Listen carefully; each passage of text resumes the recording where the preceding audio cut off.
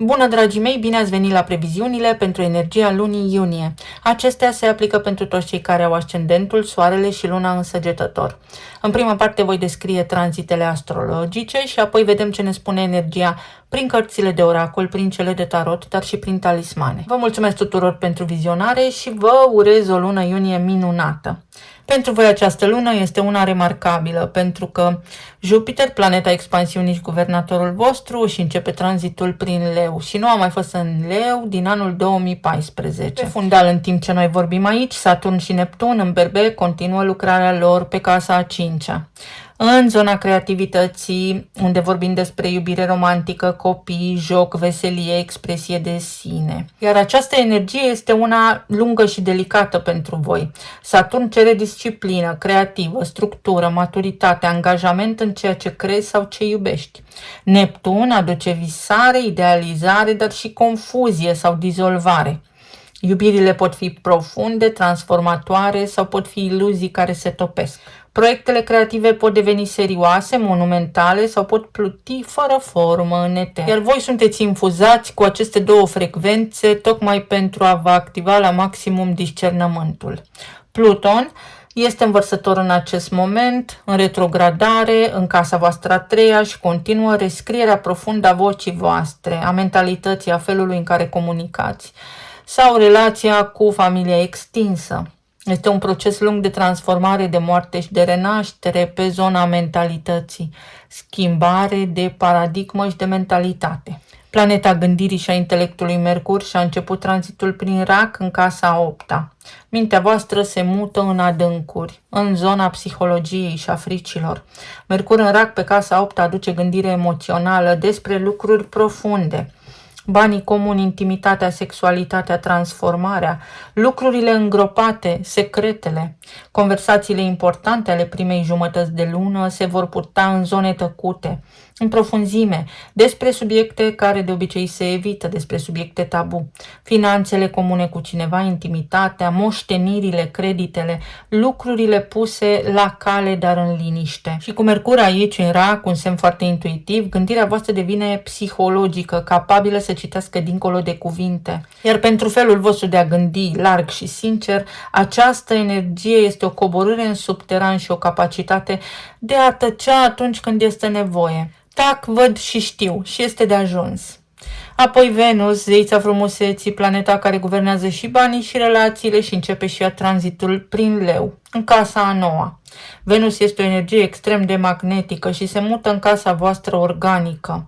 Pentru voi, Venus în Leu pe casa 9 este una dintre cele mai luminoase poziții posibile. Va aduce iubiri din călătorii, întâlniri cu oameni străini care nu sunt de aceeași naționalitate cu voi, frumusețe descoperită în studii, atracție față de profesori, mentori, oameni cu o filosofie largă despre viață, călătoriile devin mai plăcute, învățarea în sine devine mai senzuală, credința capătă culoare.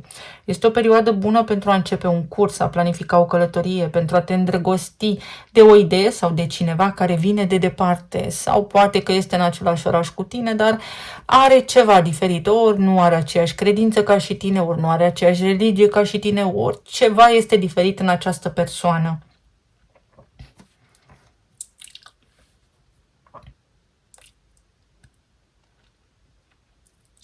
Venus în Leu îți va aduce o strălucire aparte.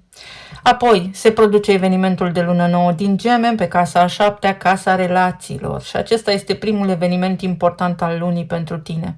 O sămânță nouă în casa parteneriatelor, a relațiilor importante, a contractelor, a alianțelor. Cu Uranus aici, deja în Gemeni pe casa relațiilor, această lună nouă are în ea o vibrație de schimbare bruscă. Pot apărea parteneri noi din senini, partenerii vechi pot pleca la fel de neașteptat, contracte noi se pot semna, alianțe creative se pot forma. Uranus aici înseamnă că în următorii ani relațiile tale importante trec printr-o revoluție. Iar această lună nouă este catalizatorul acestei revoluții pentru că ceva ce începe acum poate căpăta o formă concretă. Ce parteneriate vreți să începeți acum? Cu cine vă aliniați? Lucrurile pornite în jurul datei de 14 au amprenta acestei noutăți, dar și amprenta unei noi legături. Apoi Chiron, asteroidul care ne vorbește despre rana eternă, intră în Taur și activează casa a 6-a. Pleacă din Berbec, unde a lucrat pe casa a 5-a în zona creativității și a iubirii, și intră în Taur pe casa a 6-a, unde avem rutina, munca zilnică, sănătatea, corpul, și începe un ciclu lung de aproximativ 8 ani de vindecare. În relația ta cu rutina, cotidianul, pot apărea vechi răni legate de nu pot să fac, sau mă plictisesc foarte repede, nu suport să fac același lucru în fiecare zi, corpul meu nu mai funcționează așa cum trebuie, munca mea de zi cu zi mă copleșește, mă obosește, sau fac același lucru la nesfârșit. Pentru voi care visați la orizonturi largi, asta înseamnă limitare și este o invitație la o vindecare profundă a relației cu micul, rutina, concretul, repetitivul. Fac și astea parte din viață. Corpul vostru cere în acest moment mai multă atenție sau atenție diferită și munca zilnică cere blândețe. În iunie, acum, pășiți doar pragul către răbdare, pentru că este o nouă virtute pe care o puteți dobândi. Apoi soarele își schimbă semnul, intră în Rac pe casa a 8-a, avem solstițiul de vară. Vitalitatea se mută în profunzime, solstițiul deschide o lună de interiorizare adâncă, contrar firii voastre exploratoare. Pentru voi aceasta este o perioadă destul de delicată, pentru că energia voastră vrea să iasă afară, dar lumina ei vă trage înăuntru. Iar asta înseamnă că trebuie să urmați acest flux energetic al lunii. Casa 8-a este casa transformării. Ceva trebuie să se încheie, să moară aici pentru ca altceva să se nască. Trebuie să renunțați la ceva. Și puteți să vă dați seama despre ce este vorba, mai ales în contextul în care Racul este semnul, arhetipul siguranței emoționale. Ce atașamente aveți față de bani, față de parteneri, în intimitate, la nivel de sexualitate, unde nu vă simțiți în siguranță, pentru că toate acestea cer o eliberare și o transformare. Apoi Mercur începe perioada de retrogradare la sfârșitul lunii, aici în Rac, pe casa a 8-a, și simultan avem luna plină din Capricorn pe casa a 2-a.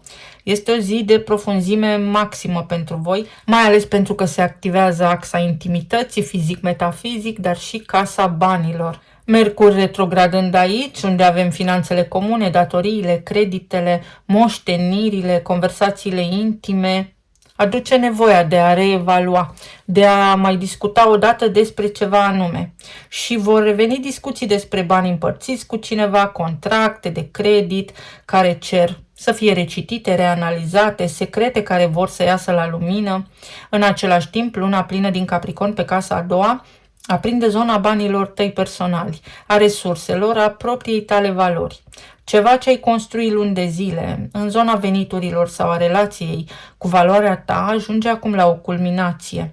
Un proiect financiar se poate închide, o renegociere salarială își arată rezultatul, o decizie despre cât valorezi capătă claritate. Axa 2-8 vorbește despre banii mei, banii noștri, valoarea proprie și schimbul cu celălalt, și se aprinde în acest moment tocmai pentru ca voi să puteți privi limpede la economia personală și relațională și pentru a ști pe ce vă bazați, pe voi sau pe celălalt. Și la sfârșit de lună, pe 30 iunie, Jupiter, guvernatorul vostru, și începe tranzitul prin Leu în casa a 9-a. Casa a 9-a este casa voastră organică și este momentul mare al anului pentru voi. Începe un an jupiterian de expansiune filozofică, călătorii lungi, studii înalte, sens nou, credință amplificată, oportunități prin străinătate, din străinătate, mentori care pot apărea, profesori noi, viziune mai amplă despre viață.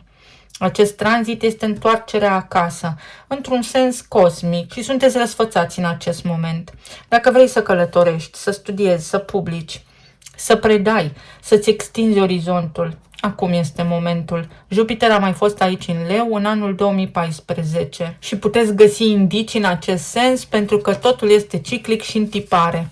În concluzie, pentru voi este o lună care începe mai profund, se activează casa 8-a, casa fricilor și a intimității, se deschide un nou ciclu de vindecare prin rutina cotidiană, acolo unde îl avem pe Chiron în Taur, unde s-ar putea ca unii dintre voi să vă vindecați sau să vi se expună, să vi se arate acum ideea nu merit, nu pot, nu sunt suficient de ajuns, sau să vindecați un sentiment de inadecvare și apoi întoarcerea lui Jupiter acasă în casa a 9-a. un moment de expansiune, un moment în care încrederea în ceva mai mare ca voi vă poate aduce strălucire, prosperitate și tot ce doriți voi de la această viață. Avem aici o confirmare pe data de 14, la o zi după ce intră Venus în Leu. Și uite, avem 11 și 11, o aliniere perfectă. Venus în Leu pe casa a noua va aduce magnetism, va aduce o viață mai ușoară, un fel de clar simțire, clar știință, un fel de confirmare că sunteți pe drumul bun. Speranță. Casa a 6-a, se poate vindeca ceva la nivel de rutină în sensul că ori găsiți niște soluții pentru sănătate, ori ceva se schimbă în rutina voastră și se schimbă bine, vă veți simți mai bine și emoțional și psihic și fizic. Și protecție, sigur că veți avea protecție acolo pe casa filozofiei din partea lui Jupiter. Simt aici să spun că nu este o iluzie, că ceea ce simți tu este cu adevărat ceea ce ai nevoie în acest moment. Nu este doar în imaginația ta. Acesta este mesajul. Să vedem acum ce ne spune și tarotul pe zona relațiilor, planul material și emoțional.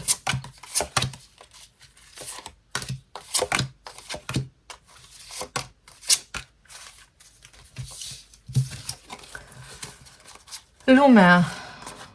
10 de monede, 7 de spade, 6 de monede și judecata. Exact ce spuneam. Pe zona de relații s-ar putea ca rutina să te înghită, să te copleșească, să simți nevoia de schimbare, să se fi transformat relația cu partenerul actual în ceva platonic sau să fiți pur și simplu colegi de apartament, să fiți singuri în doi. Iar această lună îți cere discernământ, să te gândești foarte clar dacă ceea ce vezi tu, ce simți tu, este cu adevărat ceea ce se întâmplă, pentru că ai oportunitatea de a rezolva această chestiune apăsătoare pentru tine. Avem 10 de monede care reprezintă familia, lumea, care poate aduce o încheiere, dar și un început, atunci când discernământul tău este la maximum activat. Ai grijă să nu te sabotezi, ai grijă să nu fie doar ideea că te simți tu sufocat de responsabilități, de rutină, de griji, tocmai pentru că nu ai avut libertatea de a călători, tocmai pentru că ai fost prins în această rutină sau ați făcut tu și partenerul tău mereu același lucru. Pentru alții dintre voi poate fi revenirea unui fost partener din trecut, dar pe care energia îți recomandă să nu-l primești înainte de a sta de vorbă, pentru că este foarte, foarte important să te asiguri că și tu te-ai maturizat și el s-a maturizat și că amândoi v-ați vindecat separat pentru a putea forma din nou un cuplu. Pentru aceia dintre voi care sunteți singuri, este nevoie să ieșiți din casă pentru a cunoaște pe cineva. Atât. 7 de spade, ce ne spune? 7 de bâte. Un mecanism de supraviețuire emoțională.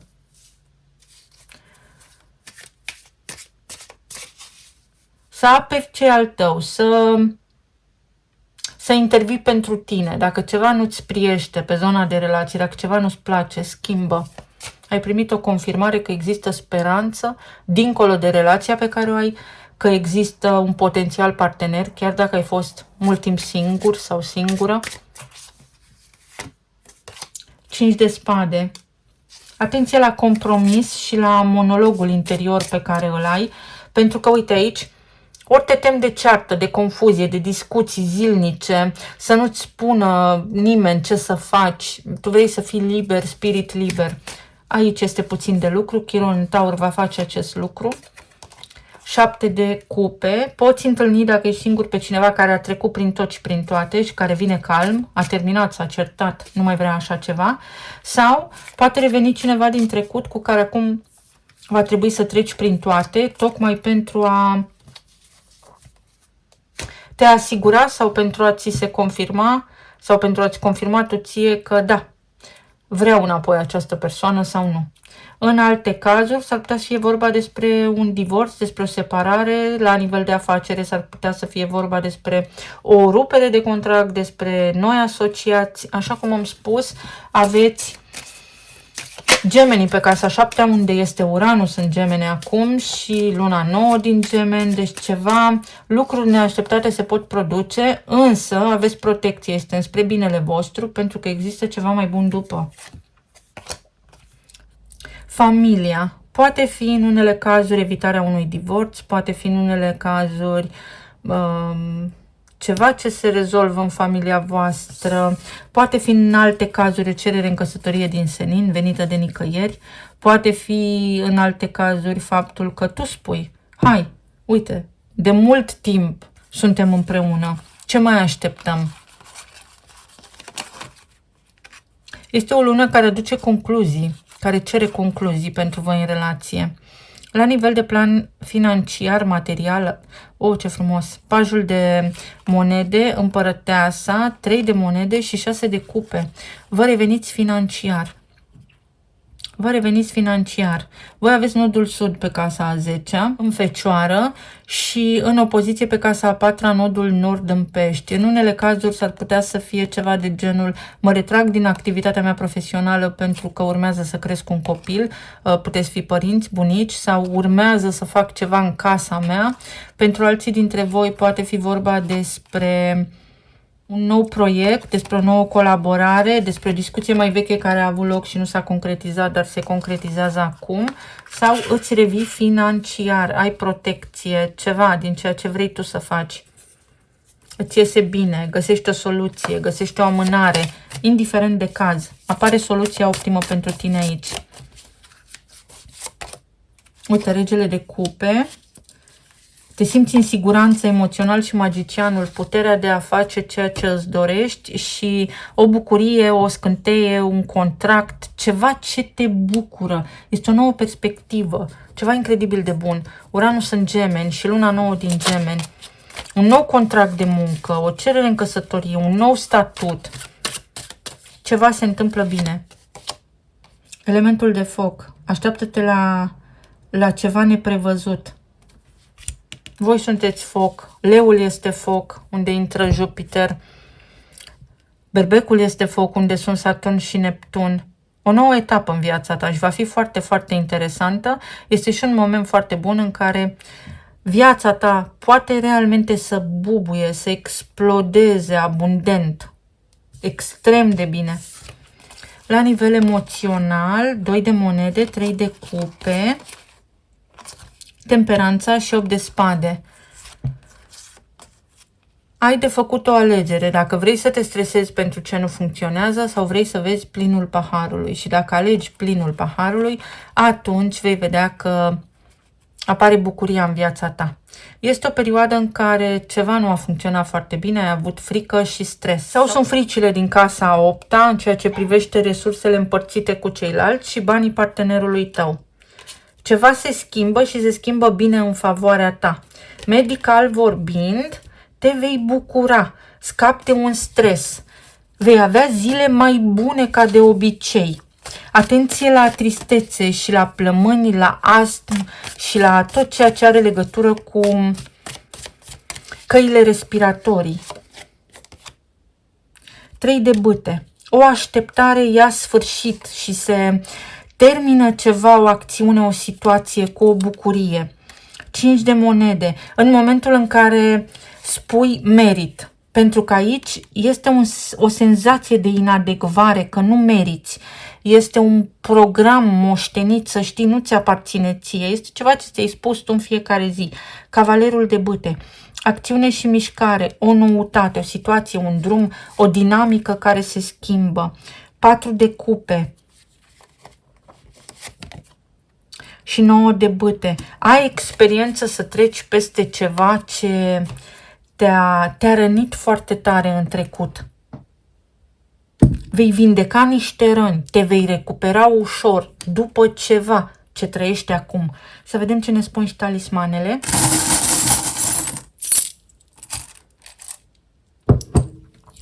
Uite, o recuperare ușoară după un eveniment care te-a stresat extrem de mult anterior. Poate fi și o persoană care anterior nu era activă, nu se implica, care acum dintr-o dată este mai activă, se implică, trăiește în momentul prezent, nu te îngrijora nici pentru ce a fost, nici pentru ceea ce urmează să vină. Prietenii nu mint. Ai ajutor, sprijin din partea prietenilor tăi sau în unele cazuri vă vin idei despre relocare în străinătate sau din străinătate înapoi acasă. Atenție că unii dintre voi s-ar putea să fiți foarte obosiți. Pentru că ați avut situații care nu au depins de voi. Acum volanul este în mâna voastră și puteți acționa. Se dizolvă un conflict, o ceartă mai veche.